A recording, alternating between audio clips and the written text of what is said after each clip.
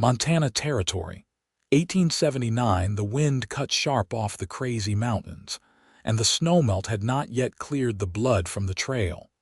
Willa Carrick stood barefoot in the doorway of the burned-out cabin, holding a hatchet slick with blood. Her white dress was torn at the hem and stained at the sleeves.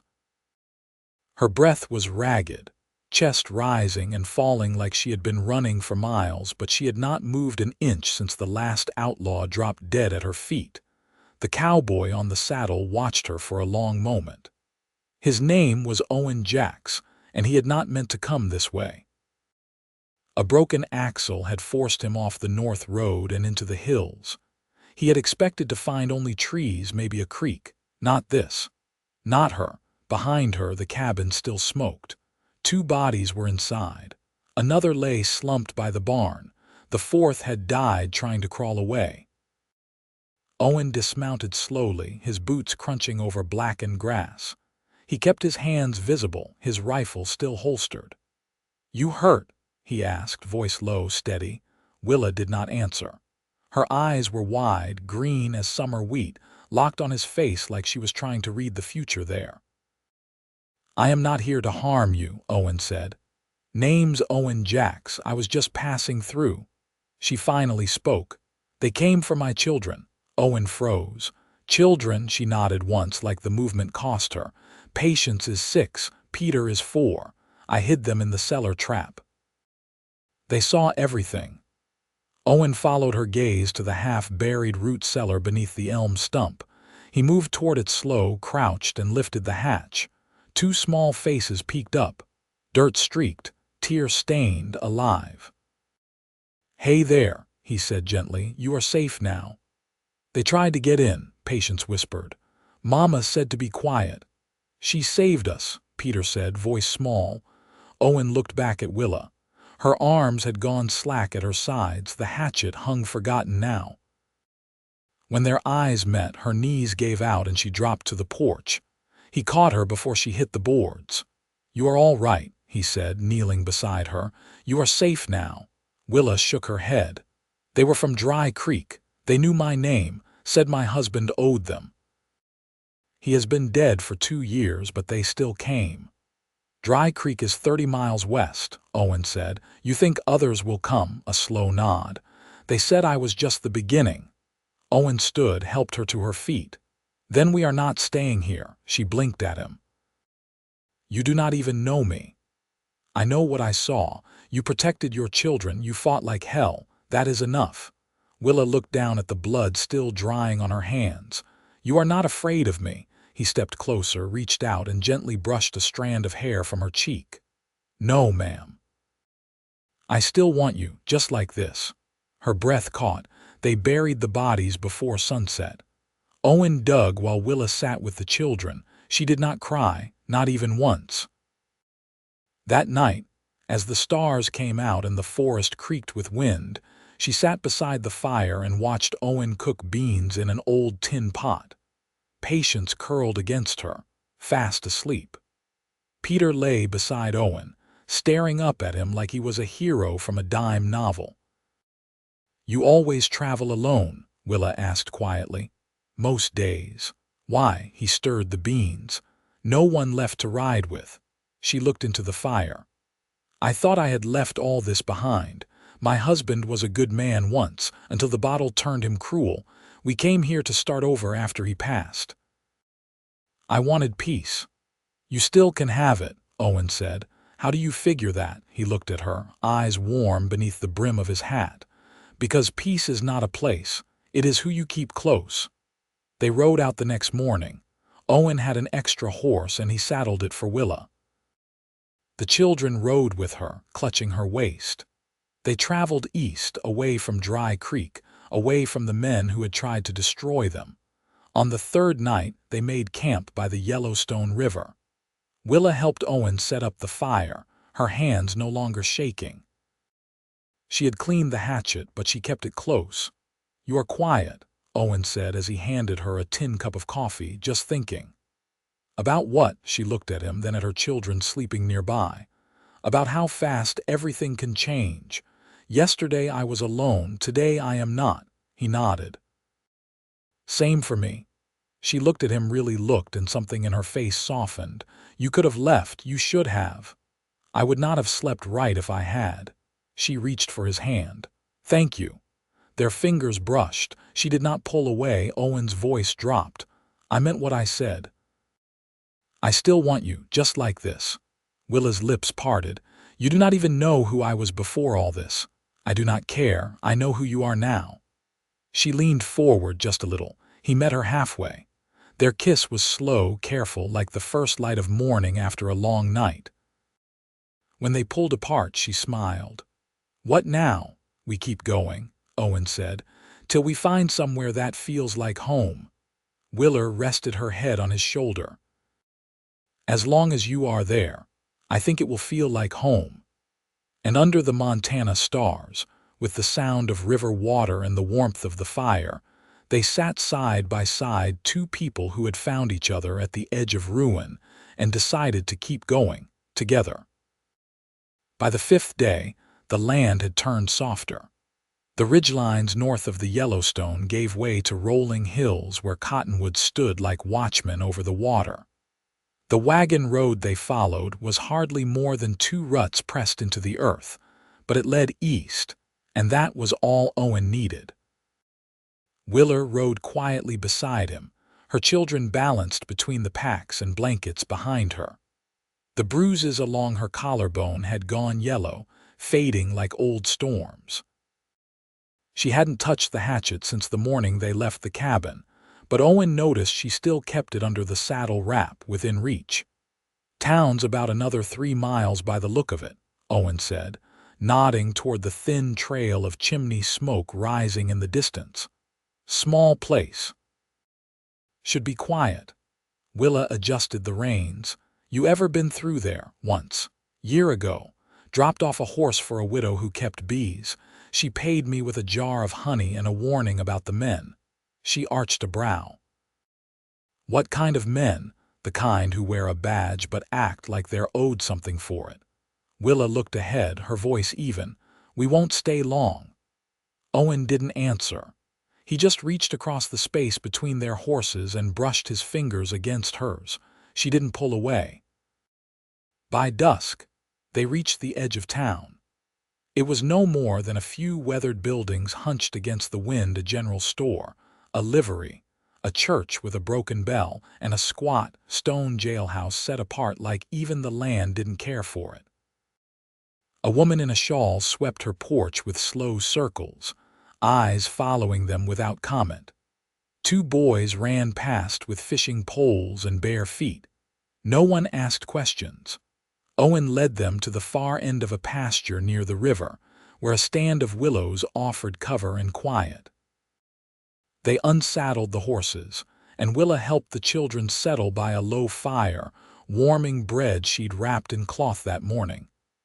You think we'll find work here? She asked, breaking the bread in halves for Patience and Peter.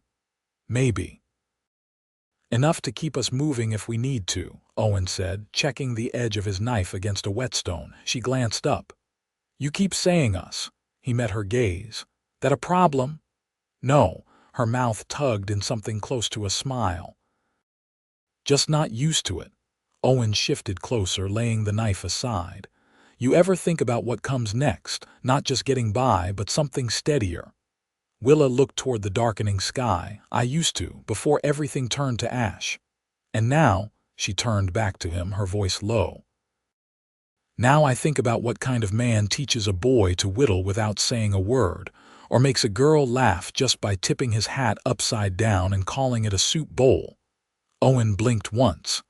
That happened today, she nodded. Near the livery. He took a breath, slow and quiet. I was just trying to keep them calm. I know, she said, then softer, I noticed. He shifted his weight, reaching for one of the blankets. You want to sleep close to the fire tonight. It'll turn cold before morning. I'd like that, she said, settling beside him once the children had curled into each other on their own bedroll.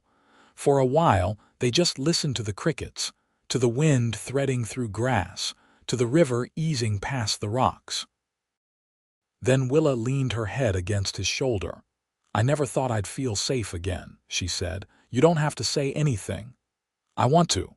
He nodded and let her speak. "My husband, before the drink took him, used to say I was made for quiet things. Sewing, reading, praying. But I think," she hesitated, "I think I was made for surviving." "You were made for more than that," Owen said. "You were made for living." She didn't answer right away, but her hand found his beneath the blanket, their fingers intertwined without fuss or ceremony. "Tell me something true," she said. "I'm tired of being alone," Owen replied. She looked at him in the firelight. "Me too." And that was enough. Later, when the fire had burned down and the stars pressed close, Willa turned toward him in the dark. "You think people like us can still make something good?" Owen's voice was barely above a whisper. "I think people like us already have. We just have to keep walking toward it." She nodded into the silence. Then, with a steady breath, she let herself fall asleep against his chest, the rhythm of his heart beat gentler than any lullaby she'd ever known. The morning air smelled of alder bark and dew-heavy sage. Willa stood by the river's edge, sleeves rolled, her skirt hemmed dark with water. A tin basin floated beside her, half filled with soaked linen. She wrung the cloth slowly, methodically, as if the act itself could quiet the unease rising in her chest. Behind her, Patience and Peter gathered smooth stones along the bank, their voices low with concentration. Owen crouched near the horses, tightening a saddle strap, his face unreadable beneath the brim of his hat. Willa glanced over. "We'll need more flour by week's end. The bread's thinning." Owen nodded, rising. "There's a man near the East Ridge, keeps a garden and trades for labor. I'll ride out after noon." She let the linen fall back into the basin. "I'll come with you." "You sure?" "I can read people better when I see their eyes." Owen didn't argue. He only said, "We'll bring the children to the preacher's wife." She offered to watch them a few hours. Willa studied him, the slope of his shoulders, the way he checked his rifle even when he wasn't expecting trouble. "You trust her?" He met her gaze. "I trust her husband's afraid of her." That earned the first short laugh she'd given him. Fair enough. By the time the sun stood high, they'd left the town behind, riding single file through a patch of pine that smelled of resin and dust. The man with the garden lived in a cabin tucked between two hills, his door shaded by a piece of canvas nailed across the frame. He came out wiping his hands on his trousers, a wiry fellow with a limp and a voice like crushed gravel. "Name's Calvin Dorsey," he said. "You looking for work or trade?" Owen dismounted. "Both." Willa slid from her saddle and stepped forward. "I can sew, mend, cook." "He can do whatever else you need." Dorsey nodded, thumb hooked in his belt. "Got a pump that leaks and fence posts sagging. You help me straighten it out, I'll give you flour and sugar enough for a week. Maybe some onions too if the boy don't steal 'em first." Willa offered her hand. "Deal." They worked the afternoon through, Owen with the fence, Willa with the stove hinge inside. By the time the sun dipped low, casting long shadows over the earth, Dorsey handed them a burlap sack and 2 jars sealed in wax. "Your boy's got manners," he told Willa. "Didn't take but 1 onion. Offered to help pick them too." "He's a good boy," she said quietly on the ride back. Owen broke the silence. "You always this steady?" Willa didn't answer right away. The trail was narrow and the horses moved slow. "No, I used to cry at spilled milk, worry over freckles on the children's skin. But then came the day there wasn't time left for softness." "You miss softness?" She looked over at him, her chin lifting slightly. "I miss not needing to be hard." They rode on. Near town, the last of the light stretched gold across the pasture. A hawk circled above, wings wide and slow. Willa watched it for a while before speaking again. "What about you? What did you want before all this?" Owen kept his eyes forward. "A piece of land. A woman who didn't flinch easy, Maybe a child or two to teach how to ride. Willa's voice was even. You ever get close? No. Why not? Wasn't time, wasn't right. They reached the preacher's house as the children ran out to meet them. Peter held a tin whistle, and Patience had a ribbon pinned in her braid. Willa crouched low to gather them both, their weight folding into her arms like they belonged there. That night, after supper, she sat beside Owen under the open sky. The fire had burned low, just embers and a curl of smoke. The children slept a few feet off, curled beneath a quilt borrowed from the preacher's wife. Willa turned to him. Do you ever feel like you've already lived the worst of it? Owen didn't speak for a moment. Then he said, I feel like I'm just now learning how to live. She studied the firelight flickering across his jaw, his hands folded loose over his knees. I told myself I'd never need anyone again, she said. Then you showed up. He looked over.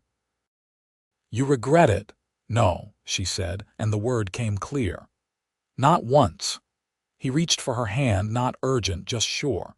She laced her fingers with his, and they sat quietly, the night full of a peace neither of them had known in years. Tomorrow might bring dust or trouble, but tonight they had quiet, warmth, and the weight of something beginning. And neither of them turned away from it. A week passed, and the land began to warm. The frost that clung to the riverbank each morning no longer bit at their fingers, and the cottonwoods swelled with leaf buds ready to split. Willa moved differently now, less like someone waiting for the ground beneath her to fall away, more like a woman learning how to stand still without fearing what might come next. Owen had taken work at the livery, shoeing horses and hauling lumber for a new roof. He came home with dirt in the seams of his hands and the smell of sweat and cedar in his shirt. Willa cleaned rooms at the boarding house 2 blocks from the schoolyard, where the children spent their mornings drawing with chalk on slate boards and learning hymns by rote. That afternoon, Willa sat on the porch steps of the preacher's shed, her mending basket beside her, a length of torn muslin stretched across her lap. She stitched with the same patience she once used to silence the fear that lived behind her ribs, back in the days when each creak of the floorboards after dark brought her fingers to the hatchet's handle. Now, the hatchet hung on a wall hook beside the hearth, clean and untouched. Patience rested nearby on a quilt, stringing wildflowers into a chain. Peter had taken to whittling, a habit picked up from Owen, though he mostly scraped the bark off sticks and declared each one a sword. Owen approached from the lane, his stride easy. He carried a small parcel wrapped in brown cloth. Willa looked up as he stepped onto the porch, brushing sawdust from his sleeves. You got something? She asked. He crouched beside her, unwrapping the bundle. Inside lay a pair of boots, women's, narrow-soled, leather dyed a deep brown and laced up the front. Worn, but solid. Mrs. Holcomb's daughter outgrew them, he said. Told me you could make better use. Willa ran her fingertips along the scuffed toe. They're too fine. They're yours. She traced the stitching with a quiet reverence. Why do you keep doing this? Owen didn't answer right away. He sat beside her, elbows on his knees. Because when I see something good, I don't walk away from it. Willa looked down at the half-sewn hem in her lap. You think I'm good? I know you are. He leaned in slightly. You held your children through the worst and came out with your soul intact. That's not just good. That's rare. She set the needle aside. I don't know how to be loved, not the way you do it. Owen turned toward her. I'm not asking you to know yet, just let me stay close. She nodded once, small but sure. All right. Later that evening, in the one-room cabin they'd been loaned behind the preacher's house, Willa lit a lamp and washed her hands in a basin while Owen read aloud from a farming almanac someone had left behind. The children were tucked under quilts, limbs tangled, breath slow. You ever plant anything? Willa asked, drying her hands. Owen closed the book. "A few rows of potatoes once. They didn't take. Maybe we should try again, somewhere with good soil." He looked over his shoulder at her. "You thinking of staying? I'm thinking of choosing." Her voice held no doubt. "I've been pushed and dragged by men I didn't ask for, but you, Owen, you ask." He stood slowly across the room. "Willa," she met his eyes, "I want to build something with you." His hand cupped her cheek, rough palm against soft skin. "Tell me what you need." She lifted her face into his touch. "Time, a piece of land, a man who won't raise his voice at my children. A place where I can hang my apron and not wonder who's coming through the door at night." "I can give you that," he said. "And what do you need?" she asked. "You," he said without pause. She pressed her forehead to his chest, her arms sliding around him. "Then we've already got enough." They stood like that for a long while, letting the warmth of each other fill the space where fear used to live. Outside, the wind pressed gently against the windows, and the scent of early blossoms drifted in through the slight crack above the sill. In the morning, they would walk to the edge of town and look at a parcel of land that the blacksmith's cousin had put up for sale. It wasn't much, just 3 acres and a shed, but it faced east, and the light came in soft over the ridge. For now, though, they had the hush of night, the comfort of joined hands, and the understanding that everything ahead of them would be built slow, honest, and together. The land they bought sat where the prairie tilted gently toward a sloping creek, 5 miles beyond the last fence line of town. The shed was gray boarded and leaning, but the walls held, and the roof didn't leak. There was an ash tree near the back corner, and a field of red clover just beginning to stir under the spring light. Willa stepped from the wagon while Peter and Patience scrambled down behind her, their boots kicking dust. Owen tied off the reins and passed her the deed, a single sheet folded twice, corners softened from his pocket. She held it without opening it, her fingers brushing the edge. "Feels like paper. Feels like weight." Owen watched her face.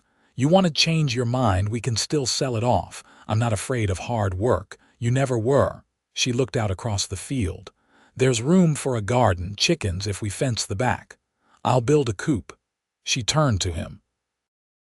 "And I'll teach the children how to keep the hens calm when they lay."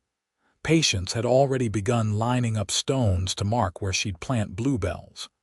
Peter dragged a stick through the dirt, carving his name with slow, careful strokes. That night, they slept on wool blankets laid over the floorboards, heads near the hearth. Willa rested against Owen's side, her hand over his chest. The wind whispered through the cracked window frame, but there was no fear in it, just the sound of weather moving across open land. In the weeks that followed, Owen raised the frame of a new cabin beside the old shed. He worked without rush but with purpose, sawing and hammering with the focus of a man building more than just walls. Willa joined him between chores, her hands raw from hauling stone and tamping earth, her eyes steady. One afternoon, after setting the rafters, Owen wiped his brow with his sleeve and looked down at her where she stood handing up nails. "You think we'll fill it?" She squinted up at him. "With what?" Laughter. "Warmth. Something that lasts." She set the nails down and climbed the ladder to stand beside him. "We already are." By early summer, the cabin stood finished. Shutters painted pale green, a chimney rising clean at the rear, and a porch wide enough for sitting through hot evenings with lemonade and quiet company. Willa moved in first, carrying a basket of linens she'd washed at the creek. Peter followed with his carved sticks bundled in twine. Patience brought her pressed flower book, and a jar of buttons she refused to part with. Owen took the last step through the door with one arm around Willa's waist and the other holding the last beam of sunlight behind him. That evening they sat on the porch, the children asleep in their loft beds above, the scent of sage wafting from the yard where Willa had planted a border. She leaned into him, her voice quiet. "I used to think survival was the best I could hope for. That maybe safety was enough." Owen reached for her hand. "And now I want more. I want seasons. I want time. I want to wake up next to someone who looks at me like I belong." "You do," he said. "With me. Every day." She turned her face toward his and kissed him, not with urgency but with the certainty of someone who had shed every last shadow. When they parted, her smile was soft. "You're my home," she said. "And you're mine," he answered. They rose together and stepped inside, closing the door behind them. Years passed. The clover field bloomed thick each spring. The coop filled with hens, and later, a pair of goats that Patience named after storybook queens. Peter built a bench from scrap wood and painted it blue, setting it beneath the ash tree where he could read in the shade. Willa taught the children to stitch and preserve jam, to watch the sky for weather changes, to speak with kindness but never bend their backs to cruelty. Owen planted fruit trees along the creek and took to writing names in a ledger he kept beside the hearth neighbors who'd stopped by, things they'd traded, fences he'd helped mend. When he wrote Willa's name, he always paused, then underlined it once. On their 5th summer, they built a small barn. On the day they raised the final beam, Willa wore a blue kerchief, and Owen kissed her beside the doorframe while the children whooped and clapped. That night, Willa tucked a quilt over the children, then returned to the porch, where Owen sat with a pipe and the sound of crickets in the grass. She curled up beside him, resting her cheek on his shoulder. "You think this'll last?" He wrapped an arm around her waist. "I think we made it last the moment we chose it." They sat that way until the moon rose, casting silver light over the land they had worked and loved into something whole. And in that quiet, beneath stars that had watched them from the beginning, they stayed no longer running, no longer surviving, but living. Together. Always.